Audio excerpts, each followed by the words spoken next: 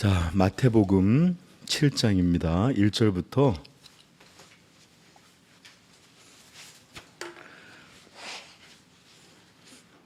5절 말씀입니다. 읽겠습니다. 같이 읽읍시다. 비판을 받지 아니하려거든 비판하지 말라. 너희가 비판하는 그 비판으로 너희가 비판을 받을 것이요 너희가 헤아리는 그 헤아림으로 너희가 헤아림을 받을 것이니라. 어찌하여 형제의 눈 속에 있는 티는 보고 내 눈 속에 있는 들보를 깨닫지 못하느냐. 보라, 내 눈 속에 들보가 있는데 어찌하여 형제에게 말하기를 나로 내 눈 속에 있는 티를 빼게 하라 하겠느냐. 외식하는 자여, 먼저 내 눈 속에서 들보를 빼내라. 그 후에야 밝히 보고 형제의 눈 속에서 티를 빼리라. 아멘.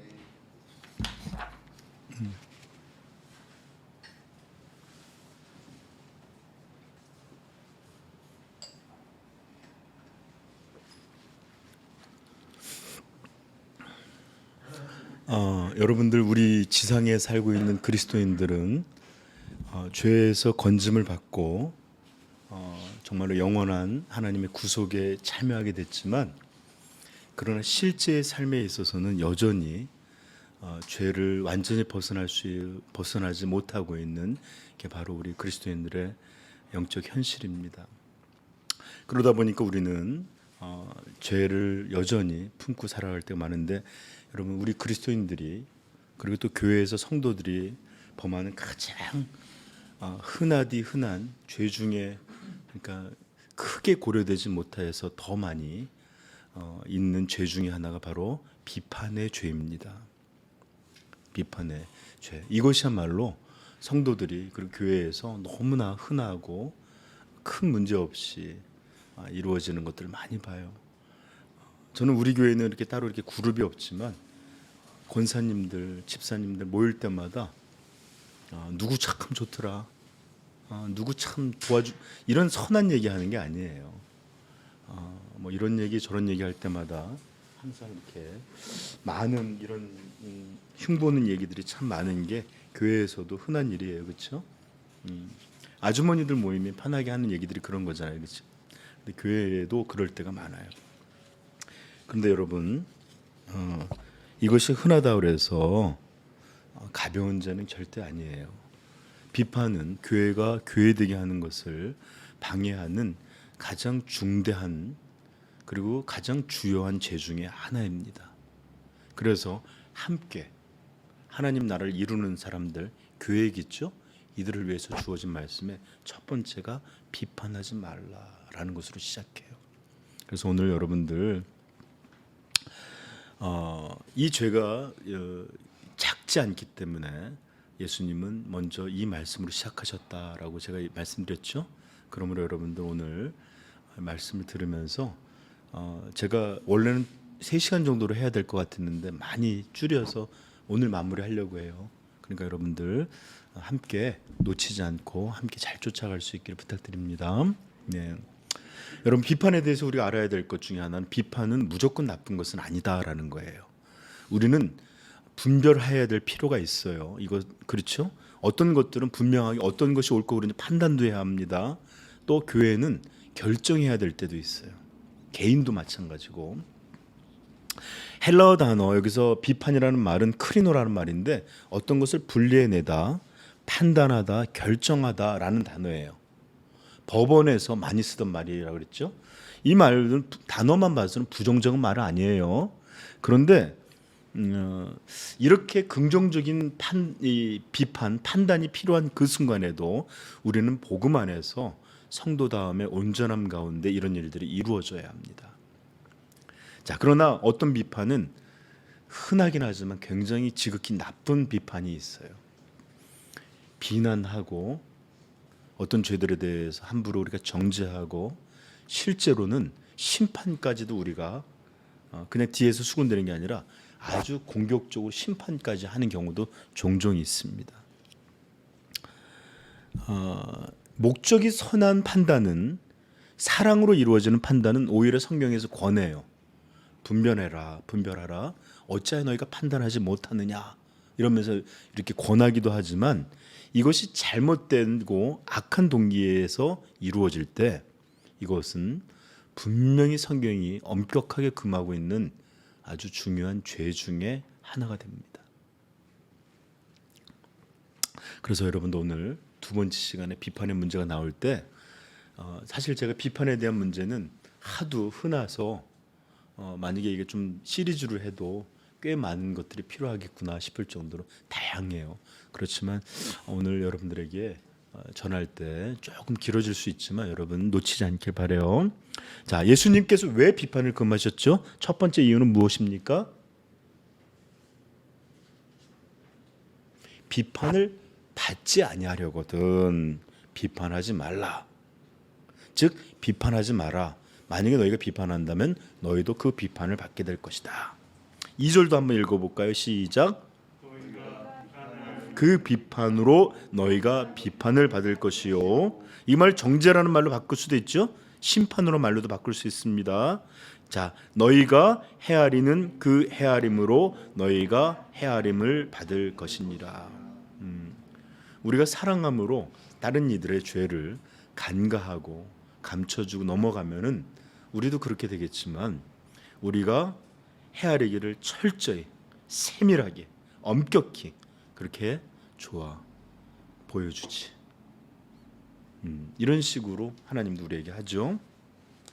자, 그렇다면 누구에게 우리가 비판을 받습니까? 우리가 비판하면 우리는 사람을 비판하지만 우리를 향해서 이 비판, 그러니까 정죄하시고 심판하시는 분은 우선은 사람이 아니에요. 하나님이십니다. 우리는 사람에게 했는데 하나님이 우리에게 그렇게 하세요. 긍휼히 여기는 자에게 복은 뭐죠? 긍휼히 여김을 받을 것입니다. 이게 복이에요. 용서하는 자에게는 용서를, 자비한 자에게는 하나님의 자비하심으로 대하시는 것이 하나님이십니다. 성경은 이것을 얼마나 우리에게 많이 들려줬는지 몰라요. 그렇죠? 반대도 마찬가지입니다. 긍휼이 아닌 무자비함으로 다른 이들에게 대하는 이에게 어떻게 하죠? 하나님은 그에게 그가 사람을 대하는 방식으로 무자비하게. 저것 좀 줄여줄 수 있을까요? 네.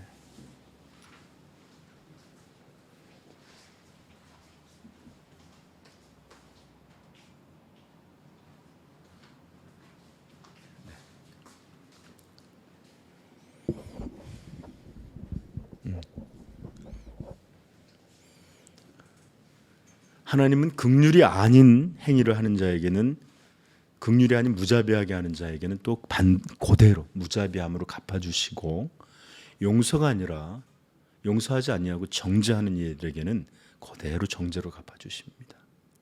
하나님 그렇게 대하실 거예요. 우리가 형제를 대하는 방식들로 하나님께서는 우리를 심판하실 것입니다. 우리가 형제의 가벼운 것, 작은 것, 이런 것 하나 또는 어떤 문제에 대해서 우리가 엄격하고 얼마나 하는지 하나님은 그것들을 기준으로 우리를 또 심판하실 거예요. 그래서 우리는 주기도문 할 때마다 어떻게 하죠? 우리가 우리의 죄를, 범한 일을 용서하는 것처럼 우리를 용서하여 주옵소서 기도하죠. 여러분들 긍휼의 하나님 만나고 싶어요? 용서하시는 하나님, 자비하시고 관대하신 하나님 만나고 싶지 않으세요? 딱 뵀는데 공의에, 거룩하심에, 두려움에 그냥 우리를 향하여서 분노하시는 이런 하나님을 만날 수 있는 사람이 어디 있겠어요? 그죠? 근데 너무 감사하게도 우리가 오늘 형제를 대하는 방식으로 하나님 우리를 대해 주신다겠다니 제가 잘할게요. 우리 서로 잘하십시다. 아멘. 네. 그러므로 우리는 자신을 위해서 반드시 함부로 비판하고 정죄하고 또는 이렇게 엄격하게 하거나 이렇게 막 세세하게 이런 일들을 하지 않으셔야 돼요. 자신을 위해서. 아셨죠? 네. 이게 왜 윤리적인 게 아니냐면 복음적이에요. 복음을 아는 사람, 용서함을 받은 사람만 용서를 해요. 긍휼하심을 입은 사람만 긍휼을 베풀 줄 알아요. 죄의 용서함, 가리움을 받은 사람만 가리워줄 줄 알아요. 넓은 우주 같은 넓은 관대함으로 우리를 받아주신 것을 경험할 때만 우리도 관대함이 뭔지를 알아요. 그러므로 누구를 향해서 그러지 못했다? 복음 경험하지 못했다는 얘기 같아요. 자, 그리고 이렇게 하나님의 비판을 받지 않거든 비판하지 말라. 먼저 비판하시는 분은 하나님이세요. 그리고 하나님만이 아닌 사람 사이에서도 우리는 우리의 비판으로 우리가 비판을 받을 것입니다. 우리가 헤아리는 것으로 헤아림을 받게 될 것입니다.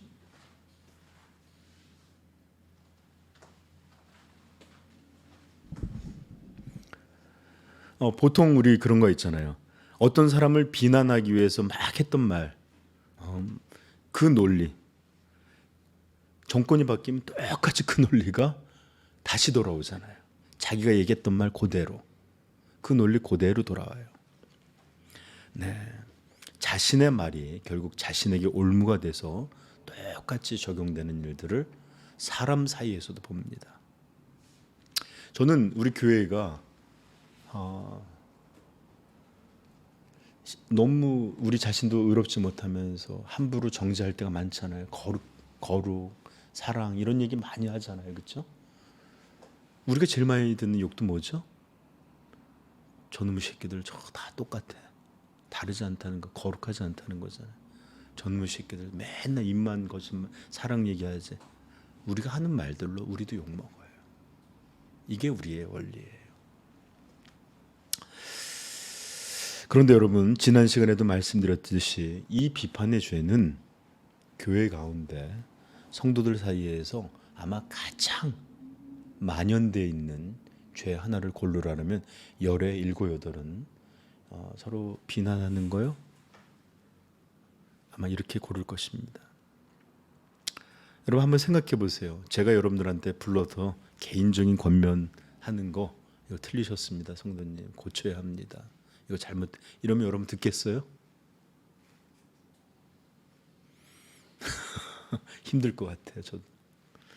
그런데 그런 개인적인 권면이나 또는 이런 것들은 고사하고 말씀 선포로 이루어지고 설교로 이루어지고 가르침으로 들려지는 말씀조차도 이것이 나를 향한 비판이라고 생각되면 우리는 절대로 그 곱게 듣지 않습니다. 막 화나고 속에서 아멘하고 있지만 지는 안 그래. 잘해. 지는 잘해. 나만 그래. 그러면서 우리 마음 굉장히 이런 마음들이 확 좁아져요. 훌륭합니다. 칭찬 이러면 마음이 좀 냈다가 뭔가 나에 대해서 비판하는 것 같으면 우리 마음은 정말 요만해져요.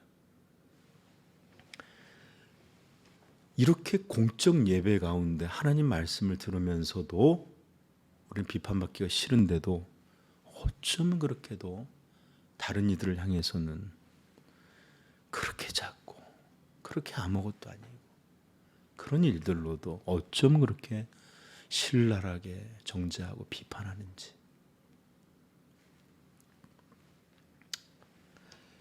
이게 바로 오늘날 이제 내로남불이 따로 없어요. 그렇죠? 정말 우리 비판받는 거 싫어요. 저도 누군가 저한테 이러면 너무 싫어요. 이게 얼마나 싫으냐면 비판받는 것 같으면 성경도 안 봐요. 나한테 맨날 정죄하는 것 같으면 불편해서 싫어해요. 그러면서도 다른 일을 향해서는 얼마나 쉽게 말하는 거예요. 저는 교회의 숫자나 교회 숫자 그리고 성도들의 이 기독교인들의 숫자가 감소가 된다는 것이 기독교의 쇠퇴를 말해준다고 생각하지 않습니다. 저는 이런 것보다도 오히려 복음이 만드는 복음을 경험하는 것들이 만든 온전함이 성도다움이 사라지는 것이야말로 진정한 기독교의 쇠퇴를 보여주는 증거라고 믿습니다. 성도다움이 점점 없어집니다.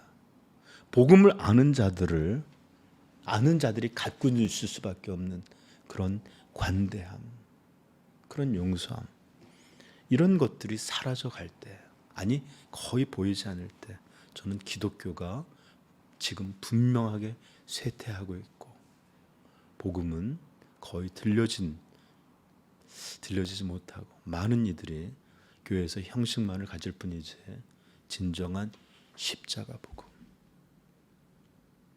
하나님의 아들로 말미암아 우리에게 전해진 이 복음을 경험하고 아는 이들이 거의 없다라고 생각이 돼요.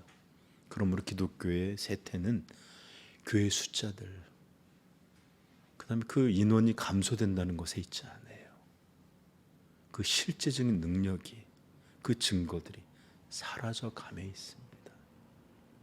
오늘날 복음을 이렇게도 경험했으면서도 이렇게 함부로 비판하고 정죄하고 사랑하지 못하는 이런 모습, 용서하지 못하는 모습, 이게 기독교의 쇠퇴를 보여주는 분명한 증거입니다. 우리 교회는, 우리 성도들은 다시 한번 여러분들 힘을 낼 수 있길 바라요. 아멘. 우리 말세를 살아가는 교회가 어떤 교회인지 좀 보여주십시다. 아멘. 네.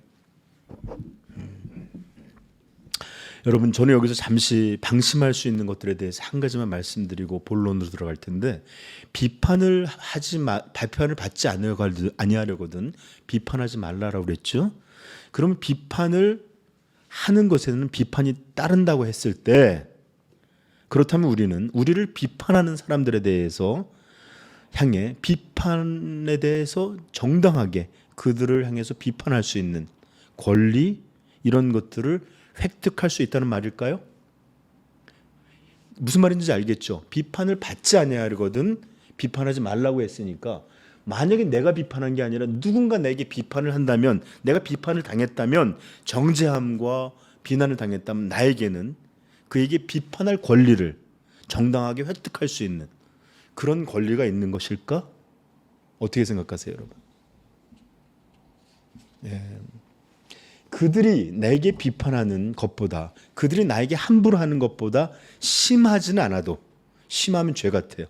그래도 한 만큼 동일하게 조금 그래도 은혜를 아는 사람이니까 그들보다는 조금 적게 해도 괜찮다는 말씀일까요?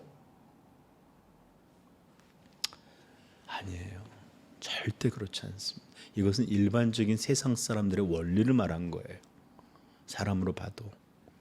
여러분, 우리 배운 말씀 마태복음 5장 38절부터 48절 말씀 우리 한번 같이 읽어볼까요?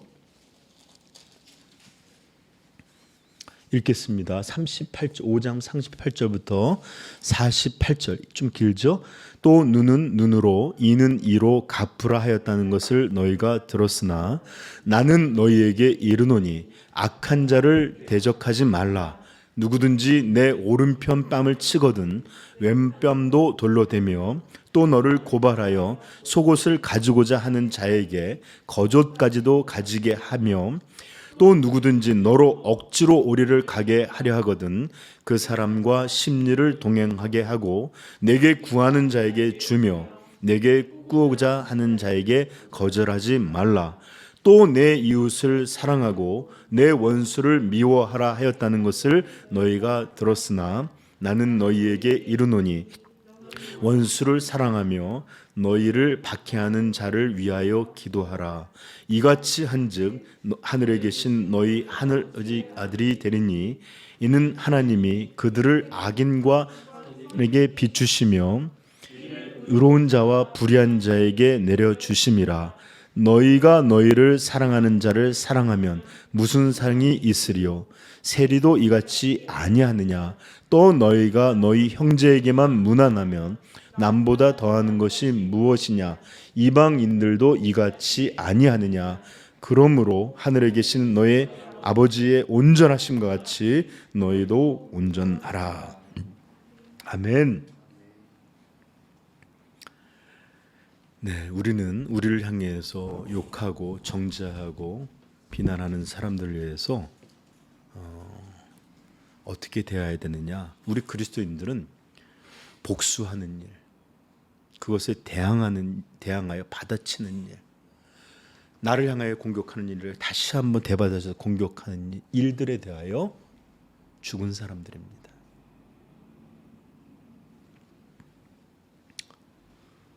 무슨 말인지 알겠죠?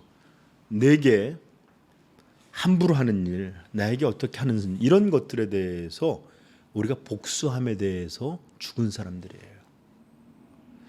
나에게 그렇게 하는 것들에 대해서 대항하는 것들에 대해서 죽은 사람들이에요.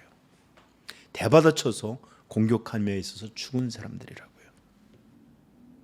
아마 이 얘기하면 목사님, 저 그런 사람 본 적 없는데요. 제가 말하잖아요. 그게 우리의 문제고 이게 바로 우리의 영적 현실입니다. 복음이 복음되지 못하는 현실의 문제입니다. 예수께서 우리에게 어떤 본을 보이셨죠? 네, 그 자신을 내어주시고 성내지 아니하시고 치는 자들에게 몸을 맡기실 만큼 하나님의 아들도 그들에게 그렇게 하셨고 본이 이렇게 말씀하신 것뿐만 아니라 본을 보이셔서 원수 갚지 않으셨습니다.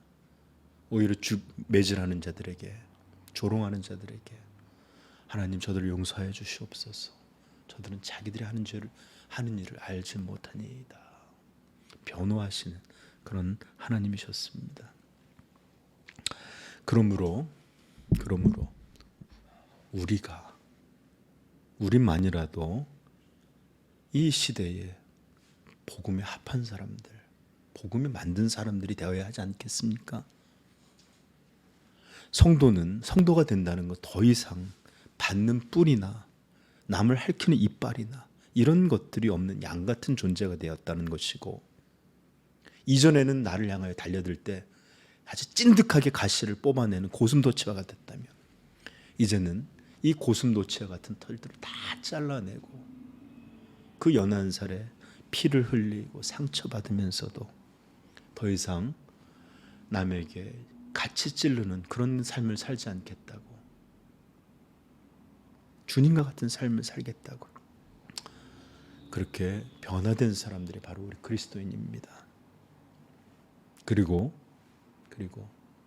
우리 아버지 하나님은 자신이 스스로 자기 이빨과 발톱과 뿔들로 들이받고 공격하거나 가시를 세워서 자신을 저 누구 공격하려는 거 아니에요. 그냥 제가 아프기 때문에 가시가 필요한 이런 사람, 이런 것들을 다 잘라내고 오직 하나님께 보호함과 모든 것을 의탁하고 주님께 맡긴 사람들, 이 사람들을 돌보시고 보호하시고 사랑하여 주십니다. 그러므로 사랑하는 성도 여러분, 저도 여전히 뿔이 넘쳐납니다. 감추고 있지만 이빨이 아주 날카롭습니다.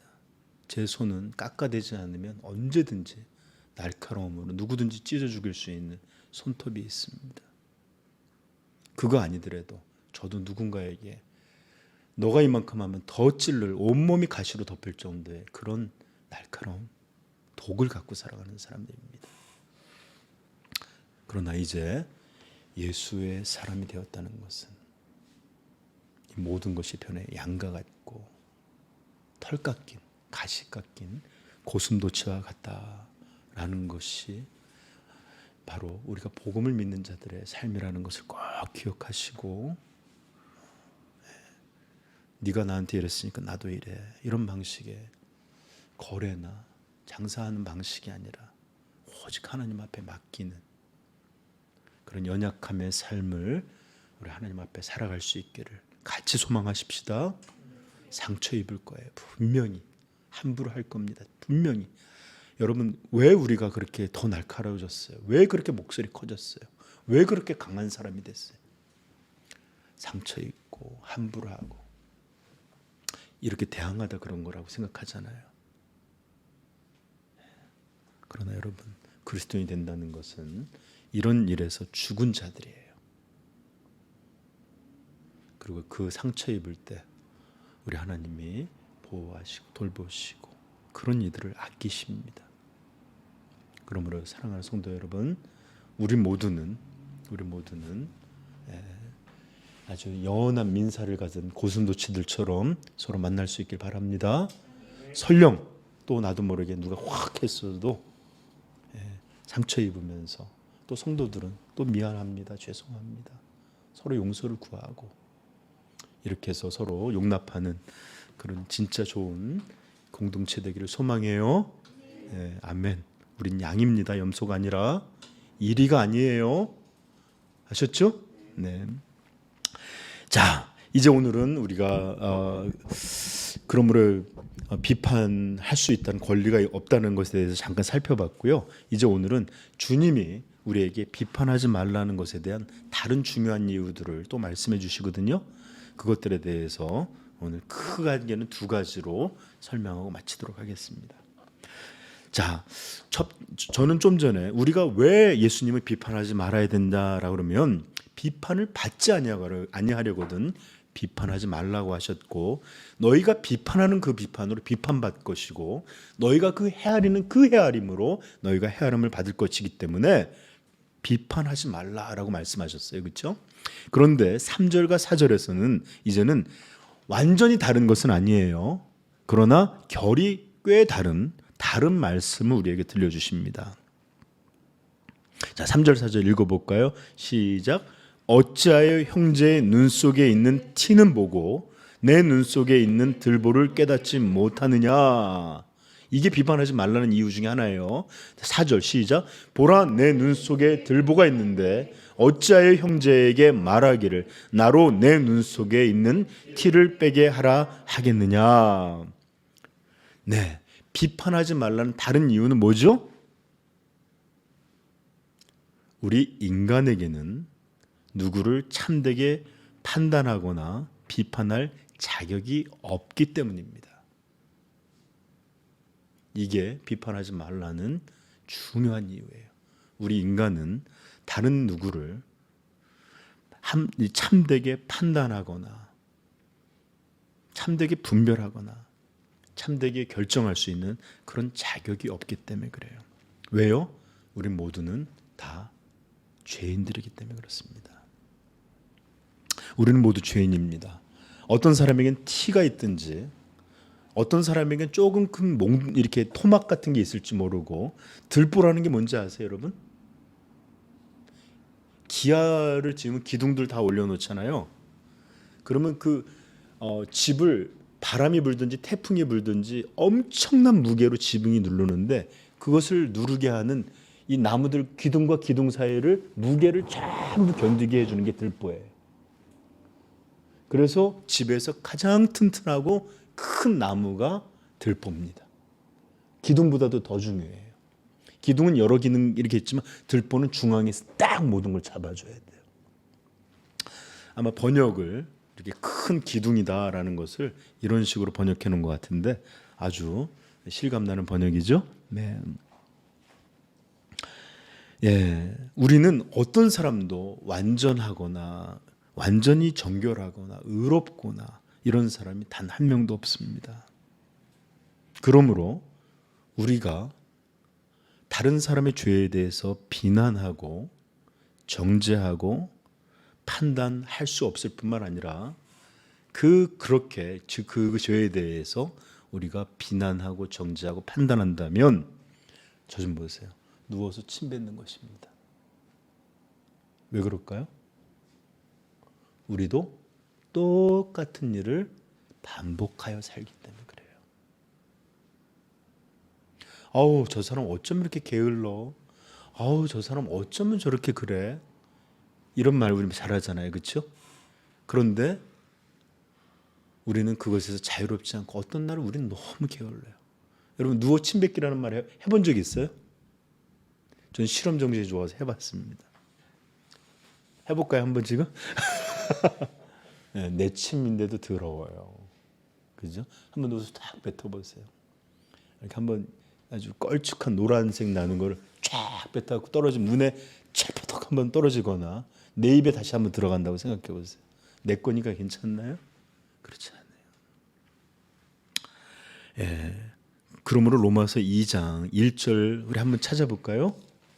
이게 더럽게 말했지만 굉장히 고상하게 말씀하신 말씀이 로마서에 나옵니다.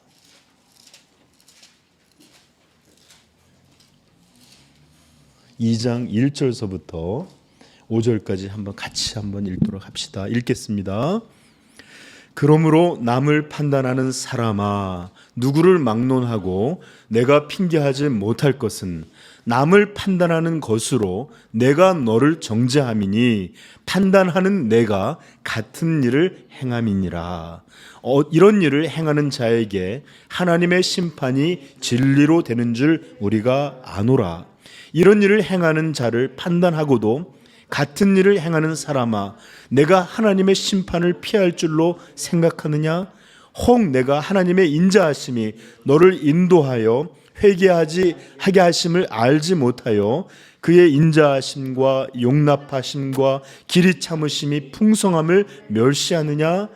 다만 내 고집과 회개하지 아니한 마음을 따라 진노의 날 곧 하나님의 의로우신 심판이 나타나는 그날에 임할 진노를 내게 쌓는도다. 아멘. 남을 판단하는 것으로 쟤 왜 저래? 쟤는 이런 판단, 비난 이런 것으로 네가 똑같은 일을 하게 스스로 정죄한다는 거예요. 내가 너를 정죄함이 판단하는 이런 일을 너가 같은 일을 반복한다라는 거예요. 제가 종종 얘기하죠. 그 개 이야기 한다고 그랬죠. 엄마 개가 이렇게 옆에서 애들 개가 그러면 얘 똑바로 걸어. 똑바로 옆으로 걷지 말고 똑바로 이러면서 우리 이렇게 남을 말할 때 있죠. 여러분 한번 생각해 보세요. 어떤 돼지가 이렇게 나와갖고 똥 다 묻은 돼지가 나와서 다른 돼지에게 아우 니네는 왜 이렇게 지저분하니? 그 몸에 똥 좀 닦고 냄새 이러고 있다면 여러분 어떡하겠어요, 그렇죠? 여러분 한번 보십시오. 제가 머리가 다 이렇게 뭉개져갖고 수염 그러고 나와갖고 옷에 다 음식 찢고 그러면 여러분 예배 소중해요. 제발 좀 정신들 차리고 깨끗이 나와서 예배 드리십시다. 막 이러고 있다고 생각해봐요. 여러분 누가 그런 말을 듣겠어요, 그렇죠? 근데 여러분 이 정도만도 좋은데 우리 주님은 똑같은 모습으로 똑같이라는 게 이 정도만도 그런데 주님은 어떻게 말하냐? 어찌하여 형제의 눈 속에 있는 티는 보고 너의 눈 속에 있는 들보를 깨닫지 못하느냐? 즉 자신에게 비판하는 자신에게 훨씬 중대한 것이 있음에도 상대의 작은 것 하나를 비난하고 정죄하고 함부로 한다는 것에 대해서 예수님은 말씀하고 계시는 거예요. 여러분 혹시 이거 속담 기억나는 속담 있어요? 똥 묻은 개가 뭐 묻은 개를 나무란다는 말이죠? 겨 묻은. 겨가 뭐예요? 그 이렇게 쌀겨 같은 거 있잖아요. 이렇게 묶고 다니면 털에 엉겨 있잖아요. 그럼 똥을 잔뜩 묻힌 개가 아유 야 좀 씻고 다녀. 왕왕왕 이러면서 막 너 온몸에 겨가 뭐니? 자신은 똥이 가득 묻었는데 말입니다. 이런 일들이 흔하니까 성경에 뿐만 아니라 우리말의 속담에도 있는 거예요. 이거 아마 영어권에도 있을 거고요. 프랑스권이나 어느 나라도 있을 거예요. 인간의 삶이 그래요.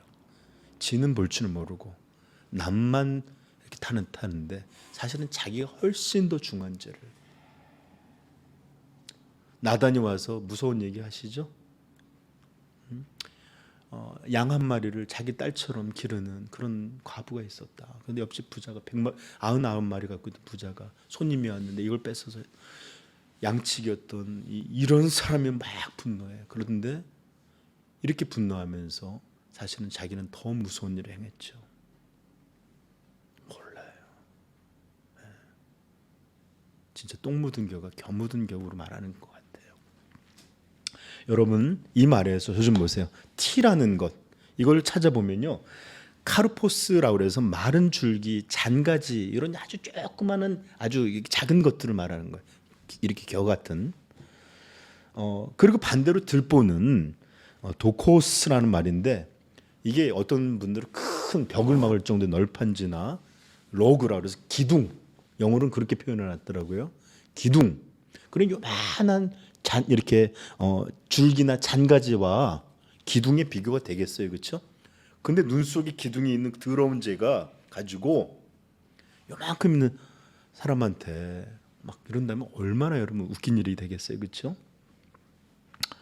예수님은 결국 너도 똑같은 죄인이면서 똑같은 죄인인데 이런 얘기가 아니라 상대보다 어마어마하게 더 큰 죄인이면서도 어떻게 다른 이들에게 작은 죄에 대해서 함부로 너는 비판하고 정죄하느냐, 이 얘기를 하고 있는 거예요. 여러분, 그렇다면 생각해 보십시다. 언제나 남을 비판하는 사람이 더 큰 죄가 없는 들보가 아닌 이런 들보가 아닌 들보 정도를 갖고 있지 않는 사람이 비판하고 정죄하는 것들은 여기에 해당되지 않는 말씀일까요?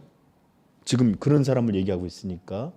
또는 비난받는 사람보다 분명한 죄가 적거나 드러나지 않거나 없는 사람이라면 예수님이 말씀하시는 이 교훈, 아니 이 금하는 것에서 면제받는 사람일까요?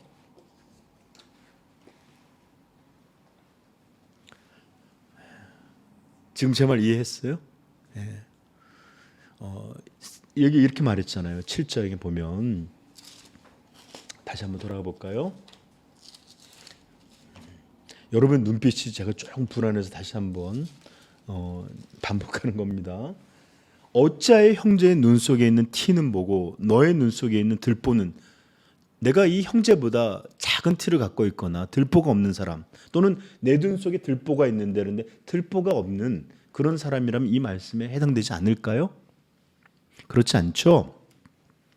이 말씀에는 티라는 상대의 작은 죄에 대해 비난하고 정죄하고 심판하는 것이 벌써 모든 사람에게 있어서 들보와 같은 큰 죄가 된다라는 말씀을 갖고 있는 말이에요.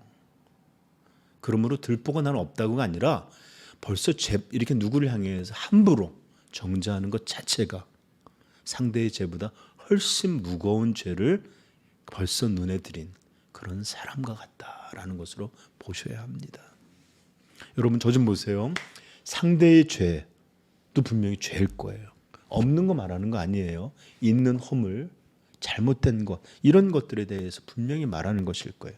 그러나 이것에 대해서 함부로 비난하고 정죄하고 이렇게 이웃에 대해서, 형제에 대해서 이렇게 함부로 판단하고 정죄하는 것, 이런 것은 들보와 같은 그런 큰 죄임을 예수님께서 말씀해 주신 것입니다.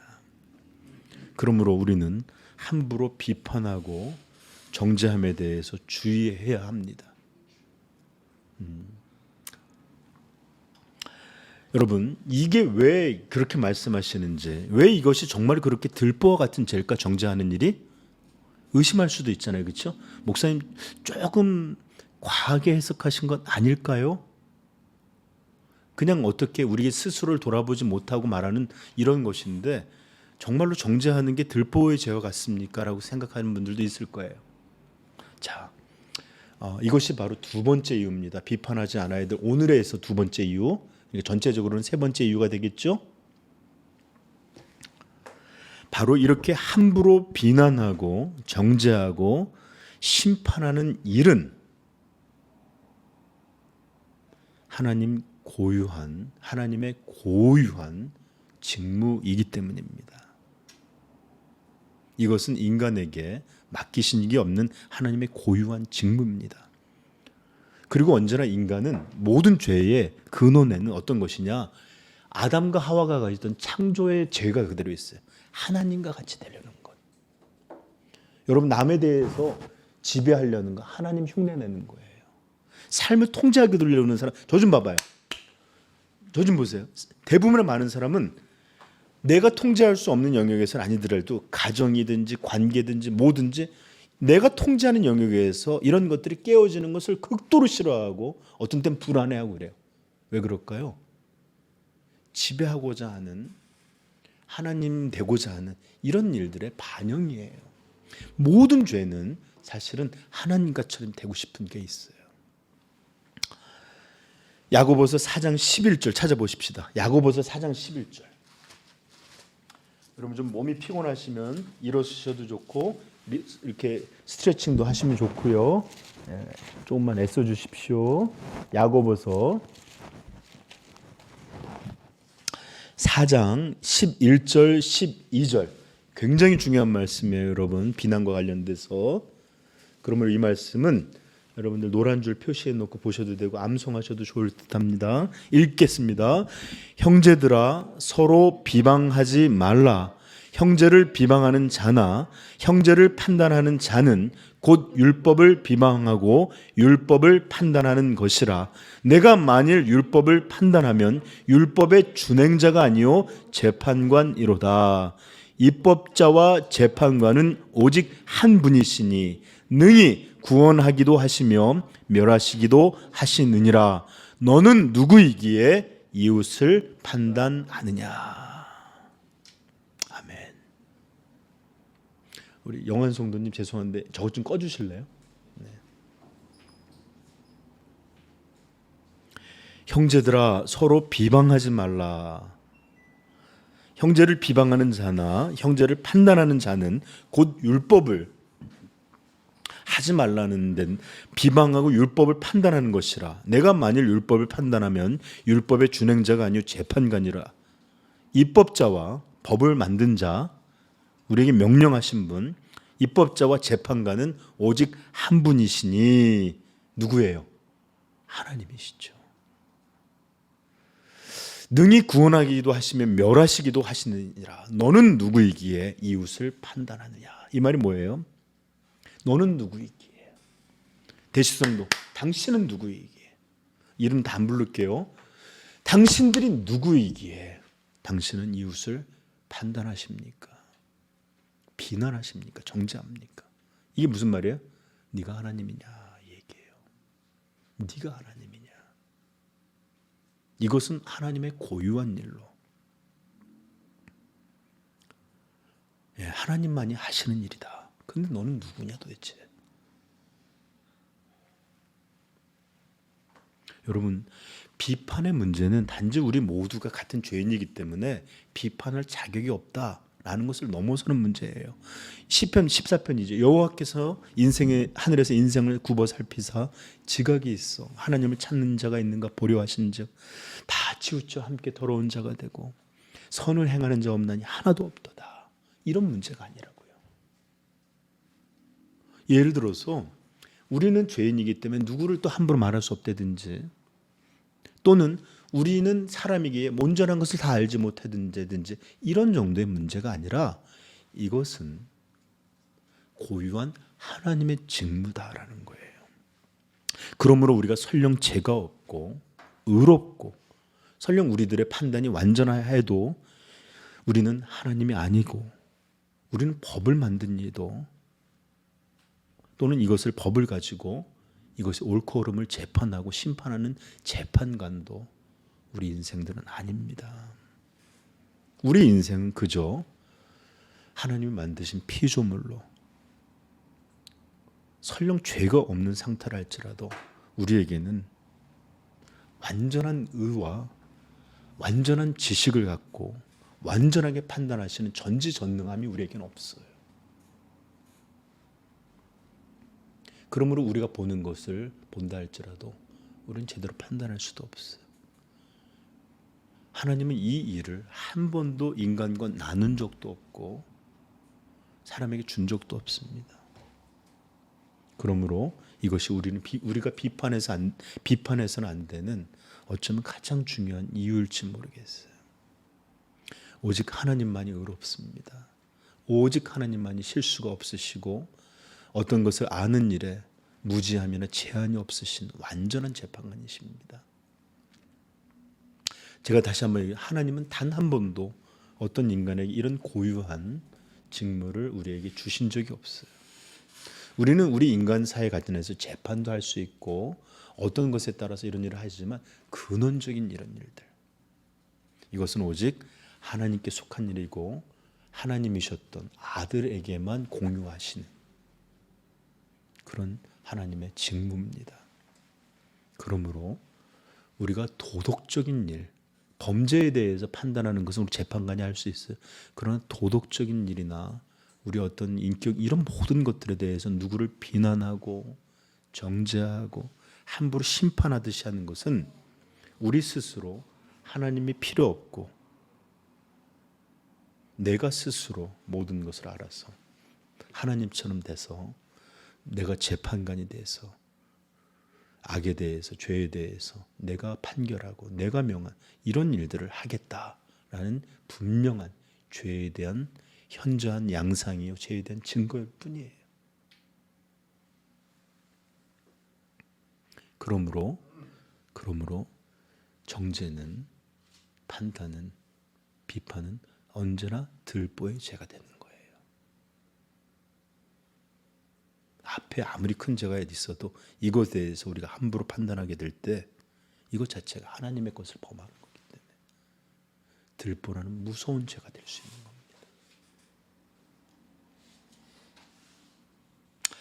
자, 오늘 여기서 마쳐도 좋을지만 제가 잠깐 하나 더, 그러므로 여러분 우리 함부로 판단하면 안 되겠죠. 하나님의 일을 우리가 탐하는 것이고 넘어가는 일이고 하나님 없이 내 스스로 하나님의 일을 하겠다고 하는 일이 비판이에요. 그러므로 이런 일들 우리 쉽게 해서는 안 돼요. 자, 그런데 여러분 여기서 우리가 비판이 갖고 있는 죄의 특성에 대해서 여러분들한테 좀 알려드리길 바라요. 우리가 분명히 오늘 예수님이 들려주신 이 말씀 속에 이 비판하는 것이 죄가 어떤 특징이 갖고 있는지를 우리에게 보여주는데, 항상 남의 눈에 티를 보는 사람이 무서운 이유는 이것들에 대해서 정죄하는 무서운 죄를 짓는다라는 것만이 아닙니다. 이 비판의 죄가 가진 무서움은 그 특성에 있어서 더 현저하게 보여주는 그런 특성이 있어요. 그건 뭘까요? 어떤 특성이 있을까? 이 죄의 특성. 바로 자신을 보지 못하는, 자신의 잘못을 깨닫지 못하게 하는 것. 이게 비판의 죄가 갖고 있는 무서운 특징입니다. 여러분 한번 보십시오. 유독 비판을 많이 하는 사람들, 유독 정죄함이나 어떤 누구에 대한 어떤 비난이나 이런 것들을 매번 모든 일에 그러는 사람들이 있어요. 저는 그런 사람들을 자주 만나봤어요. 그런데 제가 이런 사람들을 만나면서 처음에는 깜짝 놀랐어요. 와, 어쩌면 이렇게 섬세하게 남의 어떤 것들, 잘못된 것들을 이렇게 잘 찾아낼까? 정말 날카롭고 샤프하다. 근데 하다 보면 너무너무 점점 지나쳐가요. 그래 보니까 모든 게 다 비판이에요. 모든 게. 가정이면 가정, 교회면 교회, 사람이면 사람, 모든 게. 그런데 제가 한 가지 발견한 게 있습니다. 그들의 비판에서 유일하게 면제받고 제외받는 한 존재가 있었으니 누굴까요? 심지어 하나님마저도 비판합니다. 하나님 틀렸어요. 하나님 왜 저한테 이러셔요? 하나님마저도 비판하는데 유일하게 이 비판에서 면제받는 한 존재가 있었으니 누굴까요? 자기 자신입니다. 자기 자신. 모두 비판해도 자기만은 비판할 줄은 몰라요. 그런데 이것은 그 죄가 갖고 있는 특징이에요. 여보세요. 그러므로 남을 판단하는 사람아, 누구를 막론하고 내가 핑계하지 못할 것은 남을 판단하는 것으로 내가 너를 정죄함이니, 스스로 정죄한다는 거예요. 판단하는 내가 같은 일을 행함이니라. 근데 몰라요. 이런 일을 행하는 자에게 하나님의 심판이 진리대로, 네가 받아들이는 대로가 진리대로 되는 줄 우리가 아노라. 이런 일을 행하는 자를 판단하고도 같은 일을 행하는 사람아, 내가 하나님의 심판을 피할 줄 아느냐? 혹 내가 하나님의 인자하심과 너를 인도하여 회개케 하심을 알지 못하여 그의 인자하심과 용납하심과 길이 참으심의 풍성함을 멸시하느냐?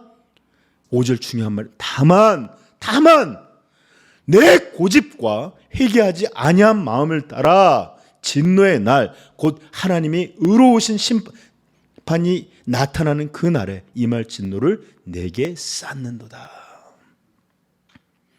바로 이런 게 바로 정죄, 비판하는 사람들의 이 비판이라는 죄의 특성입니다. 이 비판이라는 죄는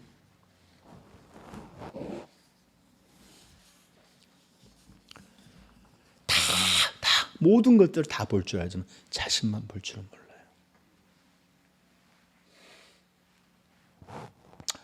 제가 좀 전에 얘기했지만 모든 일의 허물을 정말 여기 보면 2절에 헤아리는 그 헤아림으로 너희가 헤아림을 받을 것이라는데 이 헤아림이 정말 대단해요. 너무 섬세하고 자세히 아주 신랄하게 엄격하고 철저하고 신랄하게 잘 헤아립니다. 근데 자신만은 예에 대해서는 굉장히 간대하죠. 왜 그러냐? 이 죄가 갖고 있는 특성이 자신을 볼 수 없게 만드는 것도 있고 또 한 가지는 이 죄를 짓는 사람들의 고집이 뭐냐? 절대로 자신을 보려 하지 않는 고집도 있어요. 그래서 아까 로마서에 이렇게 말한 겁니다. 다만 내 고집과 회개하지 아니하는 마음을 따라 진노의 날 곧 하나님의 의로운 심판이 나타나는 그날에 진노를 쌓는도다. 고집을 부리는 거예요. 여러분 때로 우리 인생에는 어려운 순간이 있어요. 스스로도 이렇게 좀 비참할 때도 있고 또는 여러 가지 어려움, 죄책감이 들 때도 있고요. 내 모습이 실패한 것처럼 느껴질 때도 있고요. 또는 연민이 드는 그런 날도 있습니다. 그런데 이것들을 만회하는 이렇게 비참해지는 마음을 무너지지 않게 하고 만회케 하고 회복케 하는 가장 좋은 인간적인 방법 중에 하나가 뭔지 압니까? 저 좀 보세요. 그것은 시선을 내부가 아니라 외부로 돌려서 판단하는 것입니다. 비판하는 것이에요. 이렇게 누군가를 향해서 비판하고 정죄하고 또는 어떤 것을 지적할 때 우리 자신은 어느새 잊혀지고 나는 더 나은 사람 같이 느껴지고 내가 더 의로운 사람 같고 내가 더 온전한 사람 같은 착각이 들어요. 왠지 아세요? 모든 비난에는 언제나 자신의 의로움이 같이 전제되어 있기 때문에 그렇습니다. 여러분 이게 무슨 말이냐? 내가 남보다 낫지 않다고 생각하거나 내가 남보다 이런 것이라도 좀 우월하다고 생각하고 이런 게 없이 누구를 정죄할 수 있어요? 안 그래요. 모든 비난에는 난 그렇지 않은데 쟤는 그래 라는 우리의 모든 비난과 정죄 판단에는 내 의로움이나 자기 의라는 것이 감춰져 있어요. 그래서 내가 위축되고 막 예를 들어서 난 아무 그 사람한테 이럴 때 우리는 비난하지 못해요. 오히려 힘을 더 내서 이렇게 풀어질 수는 있어도 그럴 때조차도 스스로의 의로움을 이렇게 확보하면서 이렇게 비난하고 정죄할 수 있는 거예요. 그러므로 비난한다는 것은 언제나 자기의를 항상 함의하고 있는 겁니다. 그래서 바리새인들이 회개하지 못한 거예요. 언제나 자기들은 의롭고 또 자기들은 비난을 받는 자들이 아니라 죄를 지적하는 사람이고 세리들, 도적들, 음란한 사람들 향해서 정죄하는, 판단하는 사람들이에요. 그렇게 보면 목회자가 세상에서 제일 회개하기가 어려운 사람일지도 몰라요.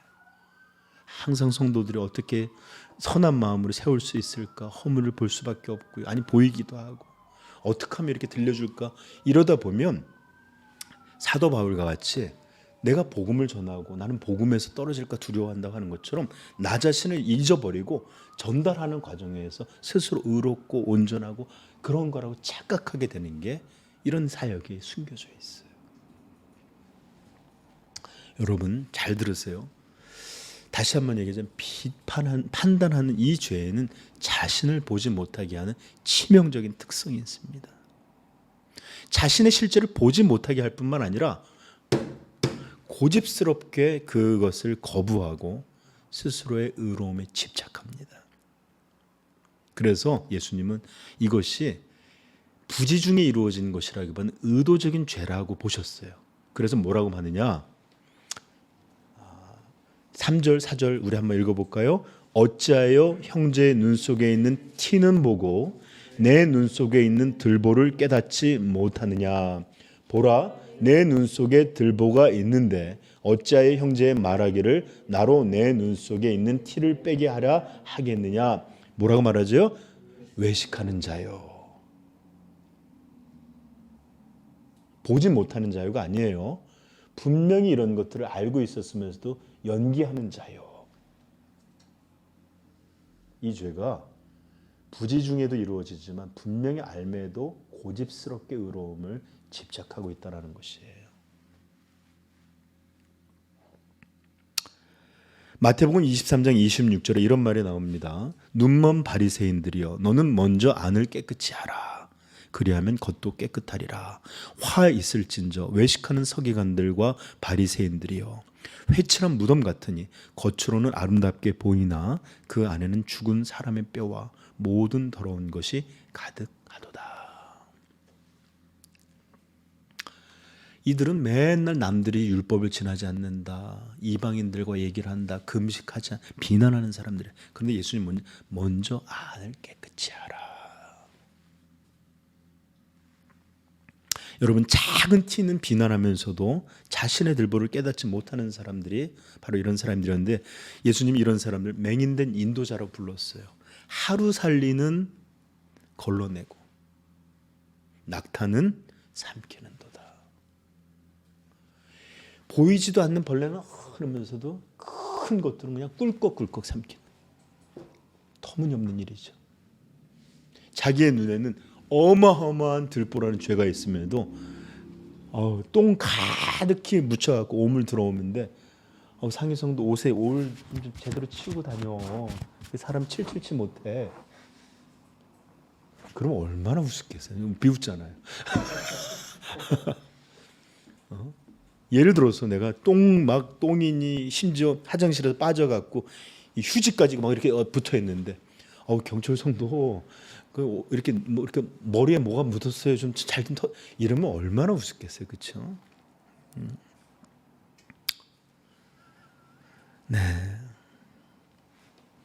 여러분 이렇게 하루 살리는 걸러내고 더 중요한 죄는 꿀꺽꿀꺽 삼키는 사람들이 있어요. 낙타는 삼키는 사람.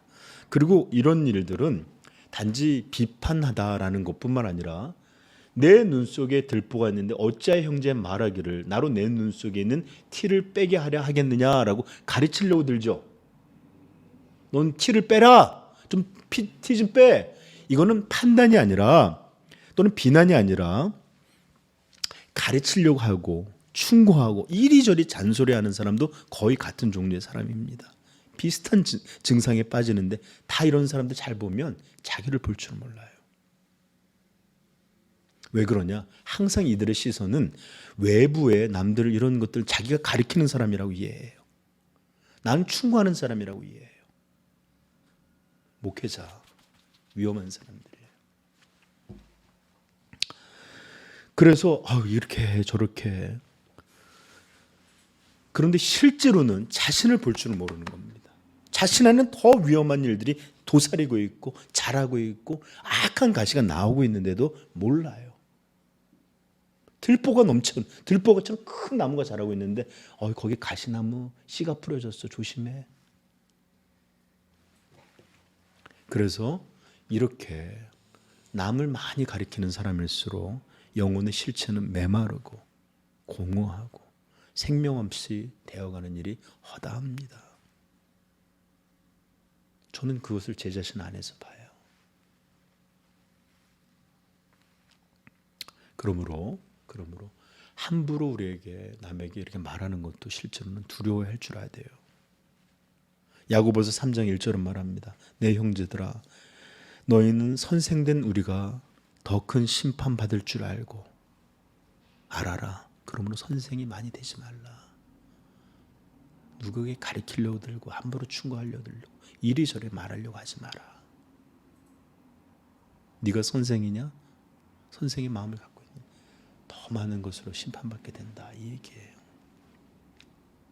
그러므로 사랑하는 성도 여러분, 우리 참 그리스도인들은 우리의 마음의 눈을 타인의 흠이나 타인에게 돌리기 전에 먼저 우리는 자신을 살필 줄 알아야 합니다. 예수님의 말씀이 그거예요. 내 눈 속에 들보가 있는데 어찌하여 형제의 말하기를 나로 내 눈 속에는 티를 빼라 하겠느냐. 먼저 내 눈 속에서 들보를 빼내라. 스스로 자신을 돌아보라는 겁니다. 회개하라는 겁니다. 돌이켜서 그것들을 떠나라는 거예요. 그리고 나서야 형제의 눈 속에서 티를 빼리라. 여러분, 주님의 말씀처럼 우리 눈 속에 들보를 먼저 빼내야 합니다. 자신도 여전히 허물이 많고 허무하고 부족하고 연약하다는 걸 알아야 돼요. 그저 우리도, 어떤 사람도 자신은 구원받은 죄인에 지나지 않는다는 걸 깨닫고, 또 자신도 지금은 살아있지만 순간에 존재해야 할 수밖에 없는 인생이요, 피조물이요, 내가 입법자와 재판관이 아니라는 사실에 대해서 분명히 깨달아야 합니다. 네, 그럴 때, 그렇게 알게 될 때, 들보를 빼내고 회개하고 겸손하게 될 때 우리는 바른 비판을 할 수 있는 사람들이 될 것입니다. 여러분, 주님의 말씀은 단지 부정해서 부정으로 끝나고 있지 않아요. 내 눈 속에서 들보를 빼놔라. 그 후에야 밝히 보고 형제의 눈 속에서 티를 빼리라. 그때 우리는 형제를 도울 수 있고 가르칠 수 있고 또 권면할 수 있는 그런 사람이 될 수 있는 것입니다. 여러분, 만약에 사도가 로마서에 그러므로 남을 판단하는 사람아 누구를 막론하고 이러면서 판단하지 말라라고, 내가 너를 정죄하면 판단은 내가, 이러면서 판단에 대한 얘기를 하잖아요. 그렇죠? 근데 어떤 사람한테 당신도 판단하고 있는 거잖아요. 이렇게 물을 수 있잖아요. 끊임없는 반복이 될 뿐이에요. 여러분, 모든 판단이 잘못된 거 아니에요. 사도도 이런 분별과 복음과 왜냐하면 어떤 잘못에 대해서 지금 지적하고 있는 거잖아요. 이게 옳지 않다는 이스라엘의 죄에 대해서 말하고 있어요. 이건 분별해야 되고 복음과 성령에 의해서 판단했어요. 이것 자체가 나쁜 게 아니에요. 이해하시겠습니까, 여러분? 이런 일들이 온전히 이루어져야 돼요. 그런데 그것들을 향해서조차도 예를 들어서 성도요, 왜 그런 식으로 예배드립니까? 목사님 판단하시네요. 자기가 가르치면서도 비판하신, 이런 거 아니라고요. 예수님도 그러고 나서야 온전한 것으로 형제의 티를 빼리라. 그러므로 목회자는, 교사는, 심지어 부모들은, 아니 우리 모두들은 인생들에게 분별하고 판단하고 결정하는 일들을 반드시 할 수밖에 없어요. 옳은 일을 위해서. 그러나 이것은 비난과 정죄와 이런 것과는 다릅니다. 그들이 이렇게 판단하고 그들이 이렇게 분별하고 이렇게 하는 것은 사랑 때문이에요. 하나님 앞에 자녀를, 성도를 또는 누구 친구를 온전히 세우고 온전한 진리로 이끌 수 있도록, 그런 것들로 나아갈 수 있도록 돕고 싶은 마음이에요. 또 그러기 때문에 형제의 허물과 죄에 대해서 조롱하려고 말하는 것이 아니라 눈물로 간절하게 충고하며 기도하면서 그들이 더 온전해지기를 바라는 간절함에서 나온 말들이에요. 그래서 사랑하여 잘 되기를, 정말 복스럽고 의롭고 영광된 삶이 이루어지기를 기대하는 마음, 소망하는 마음, 이런 마음들로 분별하고 판단하고, 그래서 어떤 일들이 이루어지도록 티를 빼내고 이런 일들을 하는 것입니다. 그러므로 우리는 갈라디아 6장 1절, 지난주에도 말씀드렸지만 형제들아, 찾아볼까요? 갈라디아서 6장 1절.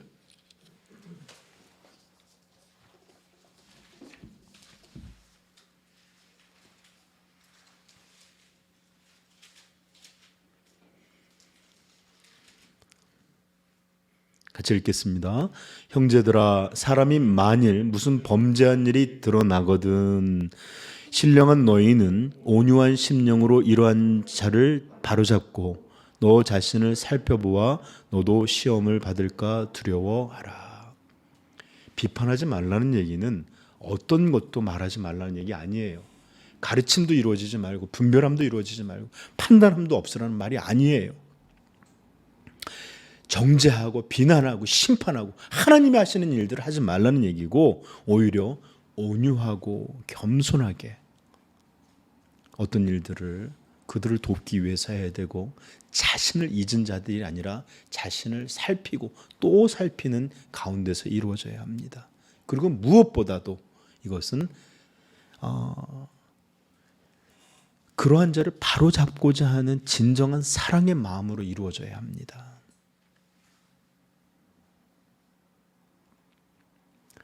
진정으로 지체가 온전해지기를 바라는 그런 사랑이, 그리고 또 온전한 하나님의 교회가 더 하나님 안에서 하나님 나라로 하나님의 의로 예수 그리스도의 몸을 이루는 이런 놀라운 복스러운 소망, 이런 것들을 기대하는 가운데 이루어지는 분별이요 판단이요 가르침이 되어야 합니다.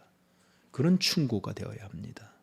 이럴 때 교회는 죄와 어둠과 미움을 극복하고 의로움과 빛과 참 사랑 안에서 놀랍도록 잘하고 하나님의 의를 드러낼 수 있을 것입니다.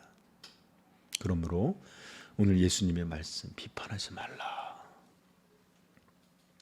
이것 안에 담겨져 있는 이런 많은 진리들을 우리가 돌아보면서 복음 아는 자들, 복음을 받은 자들, 주님의 용서와 사랑을 받은 자들로 서로를 대하고 겸손하고 온유함으로 형제들의 허물이 있다면 스스로를 돌아보고 그 다음에 눈물과 간절함으로 그들을 위해 기도하며 그들을 세워나갈 수 있는 일에 우리 자신이 드려질 수 있기를 소망하고 하는 가운데 이런 아름다운 교회를 이루어갈 수 있기를 같이 소망합니다. 같이 기도하겠습니다.